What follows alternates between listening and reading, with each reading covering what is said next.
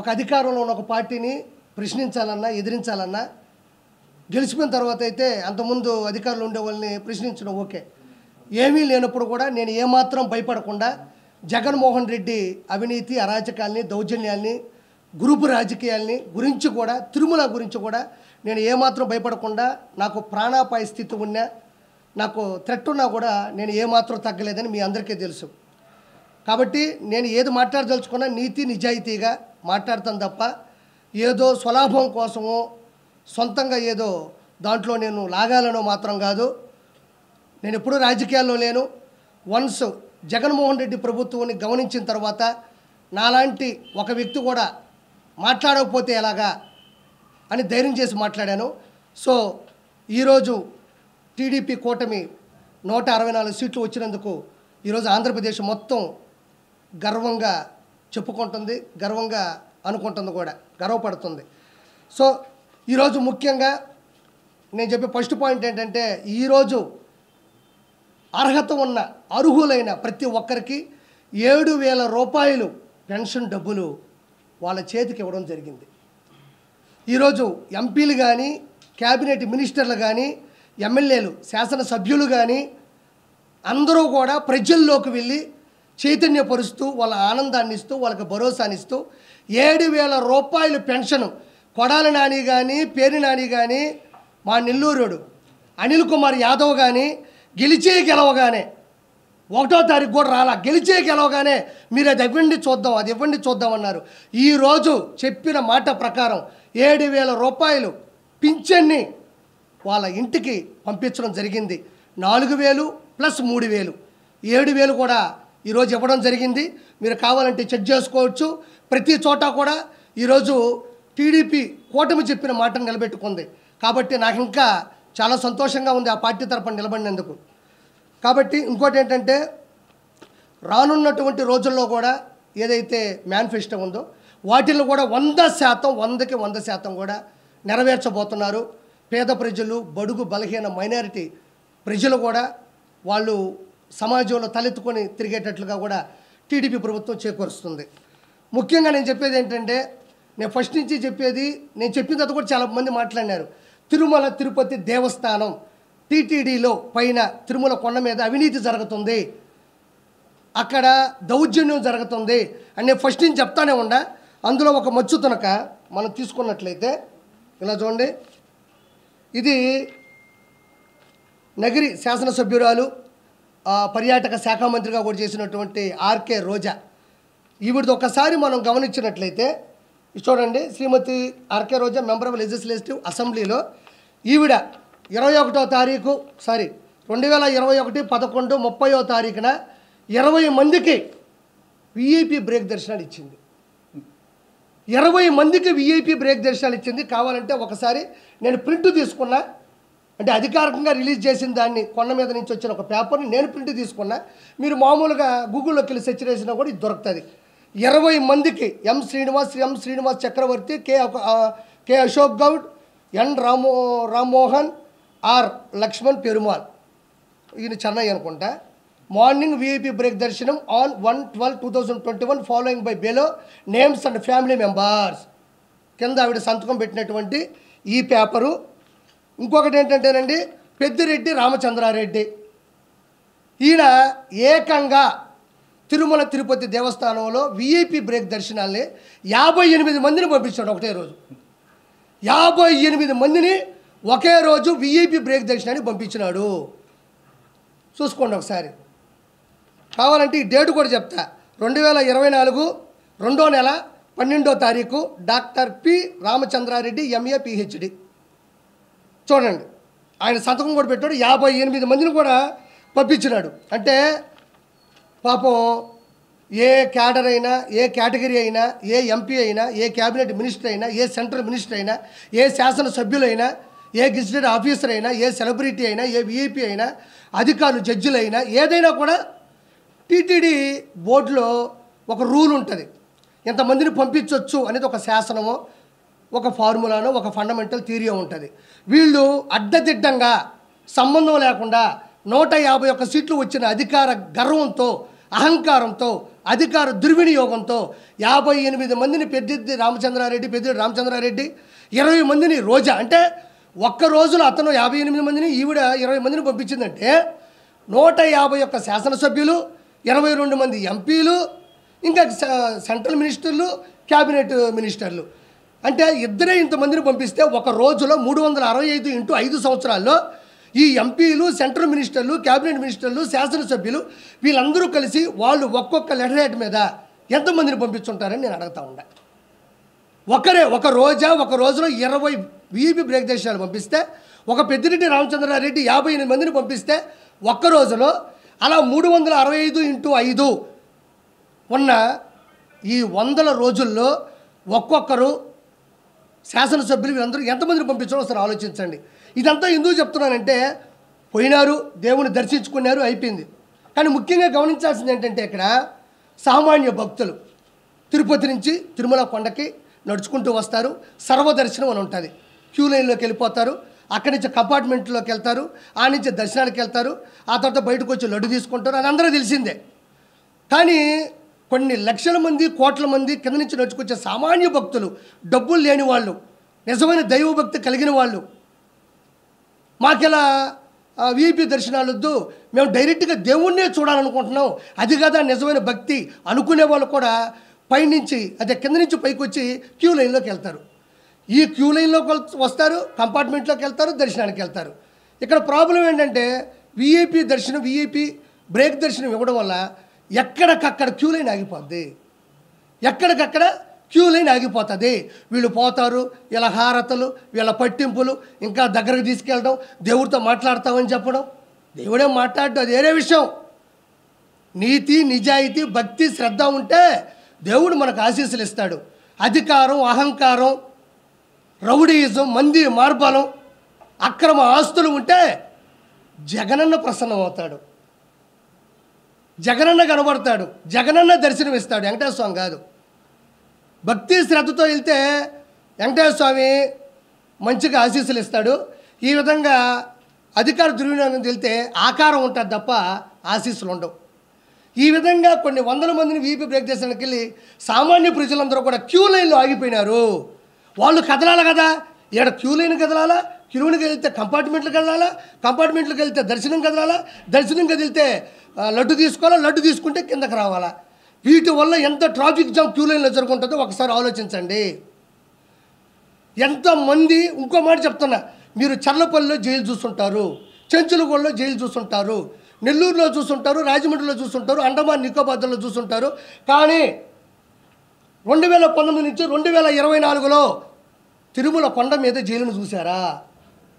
ప్రజలు భక్తులు చూశారు.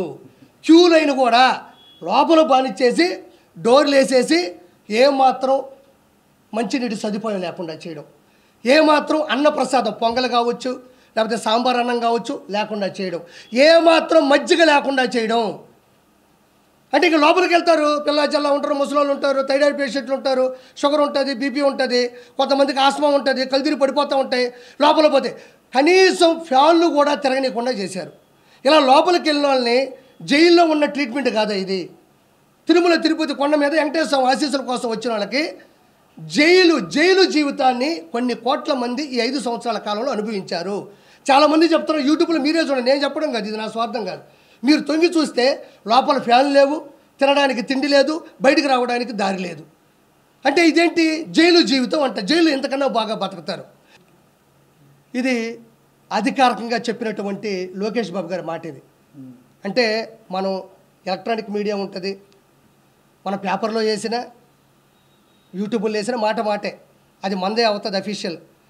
6 లక్షల మంది విద్యార్థుల జీవితాలలో వెలుగులు. వైకాపా ప్రభుత్వ హయాంలో విద్యా దీవెన వసతి దీవెనకు 3,450 కోట్ల బకాయిలు పెట్టిన వైసీపీ ప్రభుత్వం. బకాయిలు ఉండడంతో విద్యార్థుల సర్టిఫికేట్లు రాకపోతున్న ఇబ్బందులను తొలగించేలా విద్యాసంస్థల యాజమాన్యాలను సర్టిఫికేట్లు ఇవ్వాలని ఆదేశించిన మంత్రి నారా లోకేష్. ఇది సంసారబద్ధమైనటువంటి గవర్నమెంటు. అంటే వచ్చే రాగానే పాపం ఎన్ని ఇబ్బందులు ఉన్నా కూడా ప్రవేశపెట్టారు. ఇంకోటి విద్యార్థులకు తీపి కదురు ఇదేనమ్మా, ఇంకేమైనా ఉందా? మెగా డిఎస్సి మీద కూడా సంతకాలు పెట్టారు. ఇంకోటి కూడా నవ్వుకుంటారు అందరూ. మంచి ముందు ఆంధ్రప్రదేశ్కి వచ్చింది, మంచి ముందు వచ్చింది పాపం. అంటే ఒక ఆవిడ అనింది, నిజంగా జరిగింది నెల్లూరులో, నా బట్ట వల్ల నా భర్త చచ్చిపోయాడు అనింది. వాస్తవం చెప్తున్నా, నా బట్ట వల్ల నా భర్త చచ్చిపోయాడు అనింది. బట్ట అనేది ఎవరో మీరే తీసుకోండి, నాకు అనవసరం. అది వెంకటేశ్వర స్వామి సాక్షిగా చెప్తున్నా, ఇది జరిగింది. ఆ వెంకటేశ్వర స్వామితో పెట్టుకున్నాడు, అతను పోయాడు. ఇప్పుడు నేను పెట్టుకుంటే నేను పోతానుగా, నేనేం భయపడను.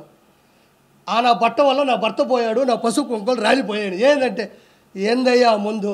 ఇప్పుడు మా వాళ్ళు కష్టపడతారు, 500-700 సంపాదించుకుంటారు. ఆటో పనిచేసే ఆటో, టిప్పర్ దగ్గరికి వెళ్ళి టిప్పరు, ఎవరైనా కష్టపడతారయ్యా. వద్దన్నా వాళ్ళు తాగుతారు. తాగేదేదో మంచి ముందు తాగితే పాపం తిని కడుపు నిండా కాసేపు పరిస్థితి అరసరి పడుకుంటారు. ఈయన బట్ట వచ్చాడయ్యా, అసలు మొత్తం కిడ్నీలు, ఆ లివర్లు మొత్తం అంతా చెడిపోయి వాళ్ళంతా పిచ్చెక్కిపోయి వాళ్ళకి అర్థం కాని రీతిలో ప్రవర్తించాడు. నాకు ఈ చిన్న వయసులో నా భర్త చచ్చిపోయాడు నా బట్ట వల్ల అని. ఈరోజు భగవంతుడి దయ వల్ల మంచి ముందు. అంటే ప్రతి కల్చర్లో ఇది ఒక భాగం. జగన్మోహన్ రెడ్డి లాగా నేను సంపూర్ణ మద్యపాన నిషేధం చేస్తా అని చెప్పి అందరికీ ఎడ్డిమడ్డి మందు పోసే పాపం వాళ్ళని నాశనం చేయలే. చెప్పినారు, మంచి ముందు తీసుకొస్తున్నారు. ఈరోజు బ్రహ్మాండంగా కింగ్ఫిషర్ బీర్ వచ్చింది, రాయల్ ఛాలెంజ్ వచ్చింది, మంచిగా బ్రాండ్లు వచ్చినాయి దేవుడి దయ వల్ల. అంటే మరి దేవుడి దగ్గరికి వెళ్ళకుండా దేవుడి దయ వల్ల మంచి బ్రాండ్లు వచ్చినాయి. కాబట్టి ప్రక్షాళన మొదలైంది. మంచి విధి విధానాలు కూడా అక్కడ మొదలైపోయినాయి. మర్చిపోయినా మా రవి అన్న మంచి, థ్యాంక్ యూ సో మచ్. ఈరోజు రెండు విషయాలు చెప్తాను అన్నయ్య. 2 విషయాలు గొప్ప ఏంటంటే, జగన్మోహన్ రెడ్డికి కడుపు నిండా అన్నం తిన్నా ఒప్పదు, జగన్మోహన్ రెడ్డికి మంచి ఇల్లు ఉన్నా ఒప్పదు.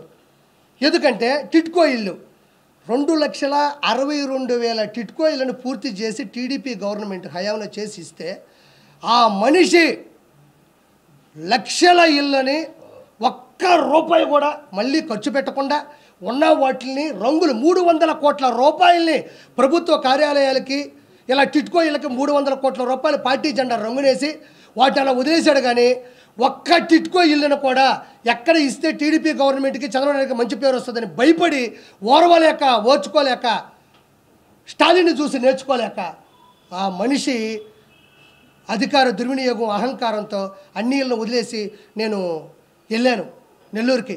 చూస్తే మీకు నమ్మరన్నా, కళ్ళల్లో నీళ్ళు తిరిగిపోయినాయి. 500 రూపాయలు పెట్టి కొన్ని 100 మంది పేదవాళ్ళు ఇచ్చుంటే ఆ ఇళ్లలో కండోమ్ ప్యాకెట్లు, ఆ ఇళ్లలో బీరు బాటిళ్ళు, ఆ ఇళ్లలో కత్తులు, కటార్లు, పాములు, జర్రులు. అంటే వైఎస్ఆర్సీపీకి దౌర్జన్యానికి, రౌడీజాలకి అడ్డాలుగా వాడుకున్నారు తప్ప టిట్కో ఇళ్ళని ఒక్కరికి కూడా ఇచ్చిన పాపం లేదు. అక్కడ ఎన్ని కిడ్నాపులు జరిగాయో, ఎంతమందిని చంపేశారో, ఎవరిని కొట్టారో అనేది ఒక్కటి కూడా చెయ్యకపోగా అక్కడ గోళ్ళన్నీ మళ్ళీ పగిలిపోయినాయి, అక్కడుండే గ్లాసులన్నీ మొత్తం పగిలిపోయినాయి, అవి కూడా పోయినాయి. రెండో పాయింట్, అన్న రవీణ చెప్పినట్టు అన్నా క్యాంటీన్లు కొన్ని వందల క్యాంటీన్ని పట్టణాభివృద్ధిలో పట్టణంలో పెడితే, కొన్ని వందల క్యాంటీన్ని పట్టణాల్లో పెడితే వాటిని ఉన్న పొలంగా, అంటే పేదవాడు 5 రూపాయలకి మంచి భోజనం, టిఫిను, రాత్రి అన్నం. చంద్రబాబు నాయుడు గారిది ఏంటంటే అన్నం బాగుండాలా, తిన్నంత పెట్టండి, ప్లేట్ మిల్చాను, తిన్నంత ఉండాలా, సరిపోవాలా, శుచి శుభ్రత ఉండాలా, మన ఇళ్ళలో ఎడతింటాం అట్టే పెట్టాలా, పొగలు కక్కుతా ఉండాలా. ఇది ఎన్టీ రామారావు గారి ధ్యేయం అంట. ఏ పేదవాడు మంచి భోజనం లేకుండా కడుపు ఆకలితో చచ్చిపోకూడదన్న ధ్యేయంతో పుడితే అన్నిటిని పగలగొట్టి అన్నిటిని విసిరేసి సచివాలయాలుగా, బరిలు కొట్టాలుగా, కొన్ని మళ్ళీ వైఎస్ఆర్సీపీ అడ్డాలుగా, కొన్ని కూల్చివేత చేసి ఈరోజు అన్నా క్యాంటీన్లు మొత్తం కొన్ని 100 కోట్ల రూపాయలని దుర్వినియోగం చేశాడు. అక్కడేమో లక్షల కోట్లు టిట్కో ఇల్లు డబ్బులు నాశనం చేశాడు. ఇప్పుడు మళ్ళీ చెప్పిన వెంటనే చిత్తూరులో మన జగన్మోహన్ నాయుడు, జగన్ అంటే ఆ జగన్ కాదయ్యా, ఇతను మంచోడే, నా స్నేహితుడే, జగన్మోహన్ నాయుడు అని చిత్తూరు ఎమ్మెల్యేగా గెలిచాడు భారీ మెజార్టీతో, విజయానందరెడ్డి మీద, గంజాయి మీద గెలిచాడు, గంజాయి విజయానందరెడ్డి మీద. అతను ఓపెన్ చేశాడు, మంచి భోజనం, మంచి టిఫిన్ పెడుతున్నాడు. నారాయణ గారు కూడా ఇప్పుడు ఒకటి ఓపెన్ చేస్తారు. ఈ విధంగా 300 నుంచి 400 వరకు, నా దేశం వరకు అన్ని పట్టణాల్లో కూడా, అన్ని టౌన్లో కూడా మొత్తానికి రెడీ అవుతున్నాయి. మొత్తానికి ప్రక్షాళన జరిగింది, మొత్తానికి మంచి గవర్నమెంట్ వచ్చింది. నేను వీళ్ళందరూ కూడా కోరుకునేది అంటే, ఆ వెంకటేశ్వర సాక్షిగా చంద్రబాబు నాయుడు గారు కానీ, లోకేష్ బాబు గారు కానీ, వీళ్ళందరూ కూడా ఏమాత్రం ఇగో లేకుండా, ఏమాత్రం కల్తీ లేకుండా, ఏమాత్రం బూతులు లేకుండా వీళ్ళందరూ చాలా స్వచ్ఛందంగా చాలా స్వేచ్ఛగా రాజకీయం చేస్తున్నారు. కాబట్టి రానున్న రోజుల్లో యువతకు కానీ వృద్ధులకు కానీ చిన్నపిల్లలకు కానీ పెళ్లి చేసుకున్న అందరికి కూడా మంచి సదుపాయాలు ఉంటాయి. ఆ వెంకన్న సాక్షిగా ఈ ఆంధ్ర రాష్ట్రం మంచి అభివృద్ధిలో కల మనస్ఫూర్తిగా కోరుకుంటున్నాను. మీరు మీ సపోర్టు నాకు ఇప్పటి నుంచి కాదు ఎప్పటి నుంచో ఉంది.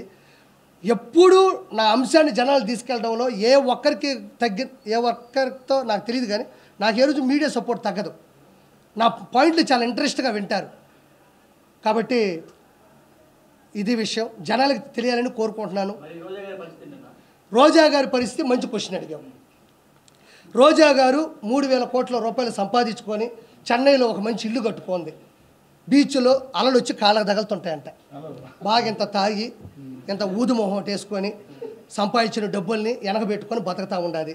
ఖచ్చితంగా ఒకటైతే వాస్తవంగా చెప్తా ఉండా, వాళ్ళు రానున్న 5 సంవత్సరాల్లో కూడా మన ప్రభుత్వమే అని చెప్పేసి అరాచకాల్ని కప్పెట్టుకోవాలి, దౌర్జాల్ని కప్పెట్టుకోవాలి. అలానే వదిలేసినారు వాళ్ళు. వచ్చేది మనమే 151 పోతే ఒక 20 పోతాయి, లేకపోతే ఒక 30 పోతాయి, లేకపోతే ఒక 50 పోతాయి. 100 వస్తే చాలు రాగానే దౌర్జన్యం చేసి ఆ 75 కూడా లాగేసుకొని 170 చేసేద్దాం అనుకున్నారు. కానీ వాళ్ళు ఊహించాలి వెంకటేశ్వర స్వామి ఇగిస్తాడని. వెంకటేశ్వర స్వామి కూడా పొత్తు పెట్టుకున్నాడు, ఎవరికి తెలియదు. కాబట్టి ఈరోజు ప్రతి ఒక్క ఎమ్మెల్యే ప్రతి ఒక్క మినిస్టరు అందరూ 1,000 కోట్లు లాగేశారు. అందరి మీద కూడా ఛార్జ్ షీట్ ఫైల్ అవుతుంది, అందరి మీద కూడా కేసు పడుతుంది, కోర్టుకి వెళ్తారు. రెడ్ బుక్ అన్నారు. రెడ్ బుక్ అంటే ఏంటంటే ఎవరైతే తప్పు చేశారో వాళ్ళని లా ప్రకారం రూల్ ప్రకారం సాక్ష్యాల ప్రకారం వాళ్ళని పట్టుకుంటారని ఉద్దేశం. ఏదేదో పెద్ద చెయ్యక్కర్లే. మళ్ళీ ప్రజల్లోకి వెళ్తానంటున్నాడు. సో మళ్ళీ మీరు అంతకుముందు చంద్రబాబు నాయుడు అడ్డుకున్నట్టుగా ప్రభుత్వం అడ్డుకునే ప్రయత్నం చేస్తారు. అసలు పోతాడా? యాడి నుంచి యాడికి పోతాడు? టిట్కో ఇల్లు ఇవ్వకుండా నువ్వు నేను మంచి చేస్తానని చెప్పగలడా? అన్నా క్యాంటీన్లన్నీ రద్దు చేసి అన్నా క్యాంటీన్లు పక్కన కొట్టి నీకు అన్నం పెట్టాడని చెప్పగలడా? రోడ్లు సరిగ్గా ఇవ్వకుండా నీకు నేను ఆటోలు ఇచ్చాను, 10,000 రూపాయలు డబ్బులు ఇచ్చాను చెప్పగలడా? ఏ పక్క నుంచి నీకు నేను మంచి చేశానని చెప్పగలడు? ఒక మాట, చిన్న మాట ఇది. ప్రతిసారి జగన్మోహన్ రెడ్డి నేను మీకు మంచి చేస్తుంటే ఓటేయండి అన్నాడు. మంచి చేయలేదు కాబట్టి ఓటేలా, ఓడిపోయాడు. ఇంకా దానికి no more questions, no more answers. నేను మీ కుటుంబాల్లో మంచి చేస్తుంటే ఓటేయండి అన్నాడు, ఓటేలా, ఎందుకంటే మంచి చేయలే. రెండో పాయింట్, నీ బిడ్డ 99% అన్నీ కంప్లీట్ చేశాడు అన్నాడు. నేను ఈరోజు మాట చెప్తున్నా, 99% అన్నాడు, మిగతాది 1% ఉంది కదా. ఆ 1% ఏమనుకుంటున్నారు? ఏమన్నా సంపూర్ణ మద్యపాన నిషేధం అన్నావు, మరి చేయలేదంటే అదే 1% అంటాడు, అదే 1% అంటాడు. టిట్కో ఇల్లు ఇస్తా అన్నావు అంటే అదే 1% అంటాడు.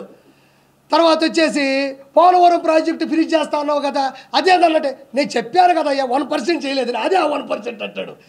ఏదైతే మేనిఫెస్టో పెట్టి ఏదైతే మెయిన్గా చేయలేదో అవన్నీ ఆ 1% వదిలేట్టు చూసారా, ఆ 1%లో దోసేస్తాడు. అంటే ఒరిజినల్ చెప్పాల్సింది ఏంటంటే చేసింది 1%, చెయ్యనివి 99%. బిడ్డ బటన్ నొక్కితే నేరుగా అన్నాడు. ఈ జనసేన కార్యకర్తలు, బీజేపీ మద్దతుదారులు, టీడీపీ ఓటర్లందరూ కూడా బటన్ నొక్కితే నేరుగా పోయి సైకిల్ మీద పడి బెల్ల కొట్టుకొచ్చింది. కొన్ని పోయి గ్లాసులో పెట్టి టీ తాగినారు, ఇంకొక కమలం పెట్టుకొని మంచిగా సువాసన పీల్చుకున్నారు. ఈరోజు కొడాలని అనేవాడు అన్నా మొత్తం చూడు, మొత్తం ఉన్నాయి, అర్థమైంది. ఇదిగో నీ ఆవేదన నాకు తెలుసు. ఈరోజు టీడీపీ జనసేన గెలిచిందంటే అదే. వాళ్ళు అంతా అయిపోయినా ఇంత జరిగినాక కూడా బయటకు వచ్చి మాట్లాడతాం, ప్యాలెస్ లో జరిగింది ఏమి లేదు, అది దాని ఒక అద్భుత కట్టడం అని చెప్పి చెప్తా ఉన్నారు. కానీ నిజంగా ఇంకా వాళ్ళకి బుద్ధి వచ్చింది అనుకుంటారా అనుకుంటారా? మీ ఒపీనియన్ ఎవరికి? ఇప్పుడు ఉన్నటువంటి వైసీపీ నాయకులు కావచ్చు, రోజా గారికి, ఎందుకంటే వాళ్ళే ఫస్ట్ మాట్లాడేది. వైసీపీ నాయకులకి బుద్ధి లేదు. బుద్ధి ఉంటే బుద్ధి వస్తుంది వాళ్ళకి. పడాల నానికి కానీ, పేరు నానికి కానీ, వల్లభనేని వంశీకి కానీ, ఇక్కడ చూస్తే మా నెల్లూరు గాడిద అనిల్ కుమార్ యాదవ్ కానీ, బొత్స సత్యనారాయణ కానీ, అది చేసినది ఆయనకి కానీ, ఎవరికి కూడా ఏ రోజుడికి బుద్ధి రాదు, బుద్ధి లేదు, వాళ్ళు బుద్ధి నేర్చుకోరు. బుద్ధి ఉన్నవాడెవడు వైఎస్ జగన్మోహన్ రెడ్డి ప్రభుత్వంలో ఉండడు. బుద్ధి లేని వాళ్ళే వైఎస్ జగన్మోహన్ రెడ్డి ప్రభుత్వంలోనే ఉంటారు. వాళ్ళు ఎప్పటికీ తెలుసుకోరు. ఒకటి గుర్తుపెట్టుకోండి, మనం రోబో ఫస్ట్ పార్ట్ చూసాం, రోబో 2.0 చూసాం. చిన్న రోబోలు వస్తాయి అంటే కదా అని, అదేనా 2.0. ఆ చిన్న రోబోలే ఈ పేరు నాని, కొడాల నాని, వల్లభనేని వంశీ, మిథున్ రెడ్డి, వైవి సుబ్బారెడ్డి, బొమ్మన కరుణాకర్ రెడ్డి, అనిల్ కుమార్ యాదవ్, ఇక్కడ చూస్తే విడుదల రజని, వీళ్ళందరూ దోరపూడి చంద్రశేఖరు, రోజా, వీళ్ళందరూ ఎవరంటే రోబో. పెద్ద రజనీకాంత్కి చిన్నవి ఉంటాయి చూడు, వీళ్ళందరూ. అతని బుద్ధి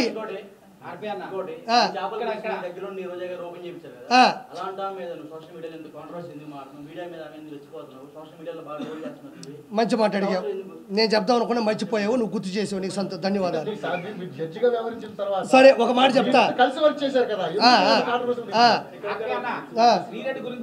చెప్తా వస్తున్నా. ఇక్కడ చాలా రేట్లు ఉన్నారు. ఒక పాయింట్ అన్నా వాడు చెప్తా, గుర్తుపెట్టుకోండి. సైలెన్స్ అన్న, ఒక పాయింట్ చెప్తున్నా.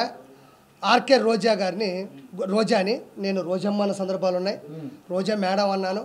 నేను చాలా సందర్భాల్లో పొగిడాను. ఎక్కడి వరకు జడ్జిమెంట్ నుంచి, మా షోకాడి నుంచి ఆవిడ ఉన్నటువంటి సింప్లిసిటీ వరకే నేను బతికిన పరిధిలో నాకు అవసరం. నేను మనసు నా రాష్ట్రాన్ని సర్వనాశనం చేస్తున్నారు, అందులో రోజా కూడా ఒక భాగం అయిపోయింది అని నేను తెలిసినప్పుడు, నేను రాజకీయాల్లోకి వచ్చినప్పుడు, రాజకీయాల్లోకి వస్తే అటాక్ చేయాలి, తిట్టాలనే పద్ధతి కాదు. ఆవిడ తప్పు చేసింది కాబట్టి చిన్న ఆర్టిస్టులు, చిన్న చితక ఆర్టిస్టులు. నేను ఈరోజు ఒక మాట చెప్తా ఉండా, ఈరోజు ఆవిడ జడ్జిమెంట్కి వచ్చి డబ్బులు తీసుకుంది, టీం లీడర్గా నేను డబ్బులు తీసుకుని, ఆవిడ పని ఆవిడ చేసింది, నా పని నేను చేశాను. ఎక్కడే వాడు స్వచ్ఛందంగా వచ్చే అయ్యో ఆర్పీ వచ్చాడు స్కిట్ చేస్తున్నాను, నేను పొగడాలా, వాడిని నేను నిలబెట్టాలని ఎవడు రారు. నేనేమో రోజా గారు వచ్చారు, ఆవిడ జడ్జిగా నిలబడాలని నేనేమో ఊరికే స్కిట్లు చేయలే. ఎవరు డబ్బులు వాళ్ళు తీసుకున్న ప్రొడ్యూసర్ కూడా సంపాదించుకున్నాడు. ఎవరి పని వాడిది, ఆడితే ఒక వ్యాపారం. వాళ్ళు డబ్బులు పెట్టుకొని ఎవరైతే ఛానల్స్ పెట్టుకున్నారో, ఛానల్స్ తీసుకున్నారో వాళ్ళు ఆనందంలో వాళ్ళు డబ్బులు పెట్టారు, వాళ్ళు బతికారు.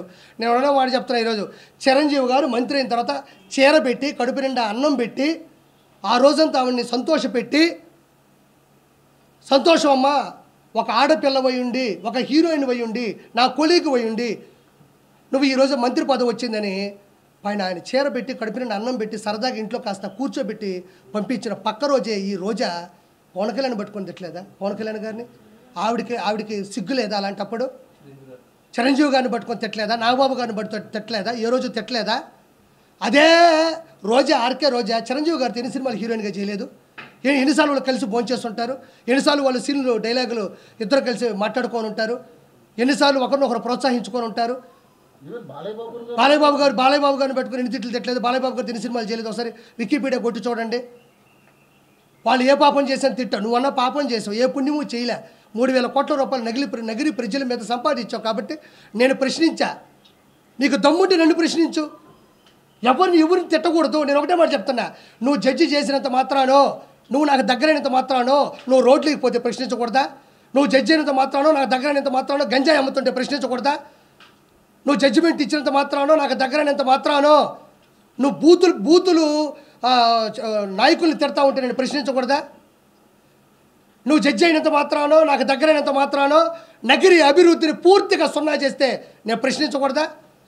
నాకు దగ్గరైనంత మాత్రాన నువ్వు ఏది చేస్తున్నా సరే ఏ రోజు జీవితంలో ఆ రోజు కలిసి భోంచేసా కదా, ఆ తర్వాత జరిగే యదవ పనులకి ఈ ఒక్కరోజు తలుచుకుంటే రాష్ట్రాలు కాదు రాజధానులు కూలిపోతాయి. ఒక విషయం చెప్తాయండి, దాడి జరిగితే నా మొహం మీద ఒక దెబ్బ అన్నా కొడతారు, దెబ్బలు ఏమైనా ఉన్నాయో చూసుకున్నాను. అయినా వాడు చెప్తే గుర్తుపెట్టుకోండి, అది జరిగినా నేను దాన్ని ఎలా రికవరీ చేయాలో తెలుసు, నేను ప్రెస్ మీట్ పెట్టుకొని మాట్లాడతాను తెలుసు, చేసిన తప్పు నిలదీయగలను. నా చేపల పులుసు మీద పడితే నా మీద పడ్డట్టే. నా చేపల పులుసు అంటే నా దగ్గర తీసుకున్న వాళ్ళు కావచ్చు, నేను ఇచ్చిన వాళ్ళు కావచ్చు, నాయి కావచ్చు. నేను అంత ఈజీగా ఇన్నోసెంట్ నేను కాదు. నేను జగన్మోహన్ రెడ్డినే నేను ఎలక్షన్స్ ముందే ప్రశ్నించినవాడిని. నేను ఎవరైనా నా దాని మీద దాడి జరిగితే నేను ఎక్కువ పెడతా. ఇప్పుడు విజయవాడలో నేను పెడతాను, ఎవరు నా పని చెప్పి చూద్దాం. విజయవాడలో నాకు తెలిసిన ఒక ఫ్రాంచైజీ ఓనర్ తీసుకున్నాడు, నేను కూడా అందులో భాగంగా ఈరోజు విజయవాడలో పెడుతున్నా, కొత్త రాజధానిలో పెడుతున్నా. ఎవడు చెప్తాడు ఆపని చెప్పి చూద్దాం. నేను ఆడే ఉంటా, ఆ రోజు ఏ దాడి చేస్తారో చేయమని చెప్పు. నేను ఆడే ఉంటా, గుమ్మడికాయ నేనే కొడతా, నేనే వడ్డిస్తా, నేనే కూర వండుతా, ఎవరు దాడి చేస్తారో చేయమని చెప్పు. నేను ఆ రోజు కూడా ముందు రోజు ప్రెస్ మీట్ పెడతా. విజయవాడలో నేను పెట్టే నెల్లూరు పెద్ద చేపల పులుసు మీద ఎవరు దాడి చేస్తారో చూద్దాం మనం. ఏమంత ఈజీ, ఇది ప్రజాస్వామ్యం, ఇది ప్రజల కొరకు ప్రజల చేత రాసినట్టు రాజ్యాంగంలో ఉన్న ప్రజలు మనం ఇష్ట ప్రకారం వచ్చి దాడులు చేస్తుంటే లా ఎట్టబోయింది, పోలీస్ డిపార్ట్మెంట్ ఎట్టబోతుంది, సెక్షన్లు ఎట్టబోతాయి, ప్రజలు ఎట్టబోతారు, మీడియా ఎట్టబోతుంది, ఆడిపోతాయి, సీసీ కెమెరాలు ఎట్టబోతాయి. అంత ఈజీ అనుకున్నారు ఒకటి మీద ఒక దాడి చేయాలంటే. అంత ఈజీగా ఉండదు. దేని మీద దాడి చేసినా అది నా మీద చేసినట్టే, అంత ఈజీగా నేను వదిలిపెట్టను. నాకు ఇప్పుడు నీకు కూడా గుర్తుపెట్టుకో, ఇప్పుడు ఒక మెస్సకు పోయినావు, అన్నం తిన్నావు, ఏమమ్మా పచ్చడి లేదు అన్నాడు, ఆడంటే ఇంకా నా మెస్సకు రావద్దు అన్నాడు. మెస్స రావద్దు, నువ్వు మెస్సకు పోతా. ఏమయ్యా 150 రూపాయలు డబ్బులు తీసుకున్నావు, మెస్సలో భోజనం పెట్టావు, సాంబార్ బాగాలేదు, పచ్చడి బాగాలేదు, ఒక హితువు చెప్పావు, అంత మాత్రం నువ్వు నా మెస్సకు రావద్దు అన్నాడు. నీ మెస్సకు రాను, ఇంకో మెస్స పెడతా, లేదా మా ఇంట్లో తింటా, లేదా నేను వండుకుంటా, లేదా పెరుగు పెట్టు, లేదా స్విగ్గీ జొమాటో పెట్టుకుంటా. అంత మాత్రం అల్లు అర్జున్ గారి సినిమాలో మాత్రమే చెయ్యాలని ఎవరు రాసి పెట్టుందా? మీరు అడిగారు కదా, నేను ఆయన నిందించట్లే. క్వశ్చన్ దానికి నేను తప్పించుకోకూడదు, నేను తప్పించుకోవాల్సిన అవసరం లేదు కాబట్టి అది వదిలేసి ఇప్పుడు అది వద్దు నేను అలా. సినిమా ఇండస్ట్రీ చిత్తూరు నాగయ్య గారి టైంలో నుంచి చిరంజీవి గారి టైం వరకు వచ్చింది. కెమెరామ్యాన్లు విఎస్ఆర్ స్వామి గారి దగ్గర నుంచి, చోటా గారి దగ్గర నుంచి ఈ రోజు వరకు వచ్చింది. కమెడియన్లు 24 crafts, film chamber, producer council, junior artist సంఘం, ఏమన్నా కెమెరా సంఘం, కెమెరా ఆర్టిస్టులు, కెమెరామెన్, ఇవన్నీ పెద్ద పెద్ద క్రాఫ్ట్స్. అవి ఎవ్వరూ ఏ దాన్ని అణిచివేయలేరు. నాకు ఆ రోజు జరిగి తప్పు అనిపించిందా నేను చెప్పా, ఈరోజు నిలబడ్డాను అంతే. నేను ఆ విషయం నేను వెనక్కి తగ్గను. ఇప్పుడు మీరు అడగకపోతే నేను చెప్పేవాడు కాదు, ఎప్పటికైనా కట్టుబడి ఉంటా. నీకు దమ్ము ఉంటే నేను బతుకున్నంత కాలం నువ్వు నన్ను రోజు ప్రశ్నిస్తూ ఉండు. నేను కట్టుబడి ఉంటా, నేను కట్టుబడి ఉంటా, నేను కట్టుబడి ఉంటా. పోతామండి, ఏ రోజు బావు. షుగర్ వస్తే పోవట్లేదా, థైరాయిడ్ వస్తే పోవట్లేదా, అంతు పట్టిన జబ్బు వస్తే పోవట్లేదా, ఎదిరించి పోదాం, ప్రశ్నించి పోదాం, ఎదుటి క్వశ్చన్ చేసి పోదాం. ఏముంది దాంట్లో? నాకేం ఇబ్బంది, తీసుకోకపోతేనే ఇబ్బంది. నాకు ఏ రోజు ఇబ్బంది అనిపించదమ్మా. ఏమంటే ఈరోజు జబర్దస్త్లో కానీ, ఈరోజు ఉన్న 175 మంది శాసనసభ్యులు కానీ, 25 మంది క్యాబినెట్ 25 మంది ఎంపీలు కానీ, క్యాబినెట్ మినిస్టర్లు కానీ, వాళ్ళు కూడా నాలాగే ఒక అమ్మ అబ్బకి పుట్టొచ్చిన వాళ్ళే.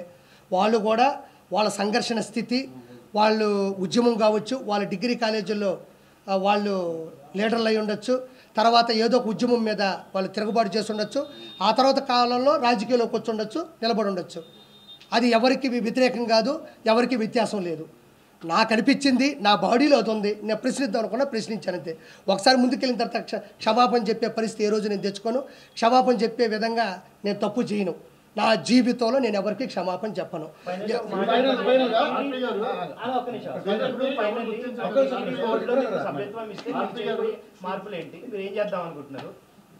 టీడీపీలోనా, టీటీడీలో సార్, టీటీడీ పోస్టులకి నేను అర్హున ఉన్నోడినే. నాకు అర్హత ఉందా, లేకపోతే మనం ఏదో 10 మైకులు పెట్టుకొని మాట్లాడేంత మాత్రం అర్హత అని నేను అనుకోను.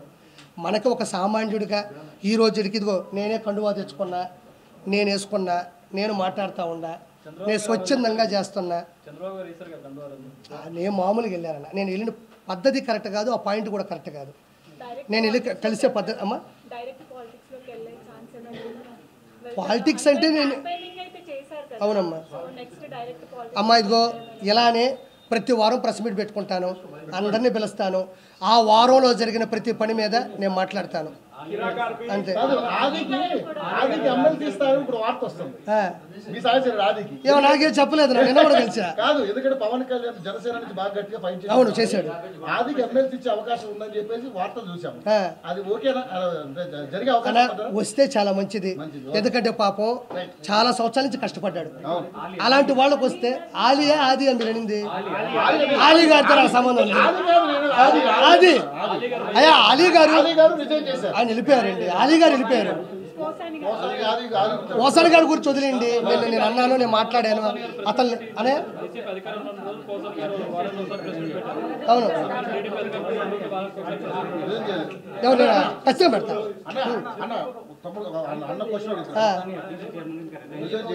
ఎవరు చేస్తాడు? ఇప్పుడు ఎఫ్డీసీ చైర్మన్గా పోసాని గారు రిజైన్ చేయలేదన్నారు, చేయకుండా ఇంట్లో ఇట్టుకుంటాడండి దాన్ని. ఆ రోజు నేను మాట్లాడినప్పటి నుంచి ఈ రోజు వరకు బయటికి రాలా. బయటకు వచ్చి కనీసం ఓడిపోయిన తర్వాత అయినా ప్రజలు మమ్మల్ని ఎందుకు ఓడించారు మేము తెలుసుకుంటాం, మేము నేర్చుకుంటాం అని కూడా లేదు.